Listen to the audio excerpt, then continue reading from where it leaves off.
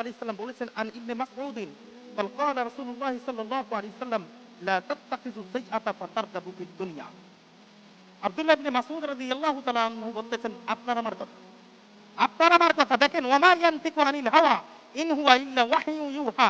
আল্লাহ রাসূল সাল্লাল্লাহু আলাইহি ওয়াসাল্লাম নিজের একটা বাক্য যে বলতেন না, তার প্রমাণ এটা। কোরআনের আয়াত যেটা তুলে ধরলাম, আল্লাহ রাসূল সাল্লাল্লাহু আলাইহি ওয়াসাল্লাম হাদিসের মাধ্যমে সেটা ব্যাখ্যা করতেছেন। সুবহানাল্লাহ।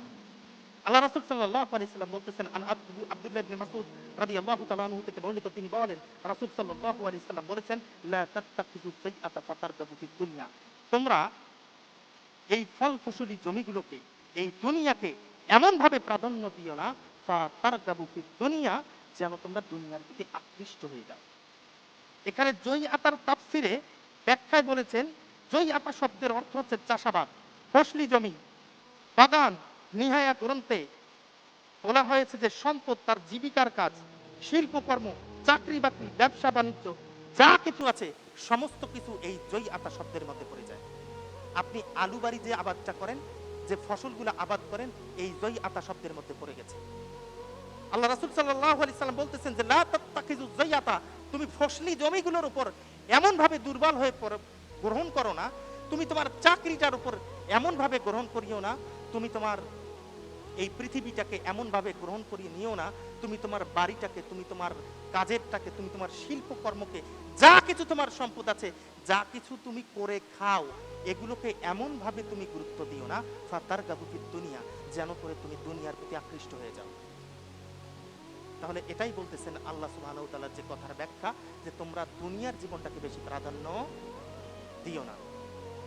চিন্তা করে দেখেছেন? অথচ দেখেন এখনো মানুষ বিভিন্ন কাজে কর্মে লিপ্ত আছে, কিন্তু মসজিদে আসেনি। চিন্তা করে দেখেন, তার মানে মানুষ দুনিয়াকে বেশি প্রাধান্য দেয়, আখিরাতকে প্রাধান্য দেয় না। এই মানুষগুলো ভাই, এই মানুষগুলো আমাদের খুব কঠিন পরিস্থিতি হয়ে যাবে। আপনি কি মনে করেন যারা দুনিয়াকে বেশি প্রাধান্য দিচ্ছে তারাই আগে জান্নাতে যাবে, যারা আখিরাতকে প্রাধান্য দেয়? আপনি কি মনে করেন? কি মনে করেন? আপনি কি এতটুকু মনে করেন আমরা জীবনে যেভাবে জীবন অতিবাহিত করতেছি, এই জীবন নিয়ে আমরা জান্নাতে যেতে পারবো? আপনি নিশ্চিত? নিশ্চিত এতটুকু বলা যায় আমাদের কাজকর্ম যে আমাদেরকে জাহান্নামে নিয়ে দিচ্ছে। এটা স্পষ্টভাবে বলা যায় যে আমরা যেভাবে চলছি আমাদেরকে জাহান্নামের দিকে নিয়ে যাচ্ছে। কিন্তু একজন মানুষ এখানে উঠে বলতে পারবেন না যে আমি আমার জীবন প্রণালী এমন ভাবে পরিচালনা করতেছি যে আশা রাখা যায় হয়তো এর মাধ্যমে আল্লাহ আমাকে জান্নাত দিবেন। নিজের অন্তরকে জিজ্ঞেস করে দেখেন। আমি আমারটা বলতেছি, আপনাকে হয়তো বললাম না। তা আমাদের চিন্তা ভাবনাগুলো চেঞ্জ করতে হবে। দেখেন আল্লাহ রাসূল সাল্লাল্লাহু আলাইহি সাল্লাম কিভাবে দুনিয়াকে প্রাধান্য দিয়েছেন।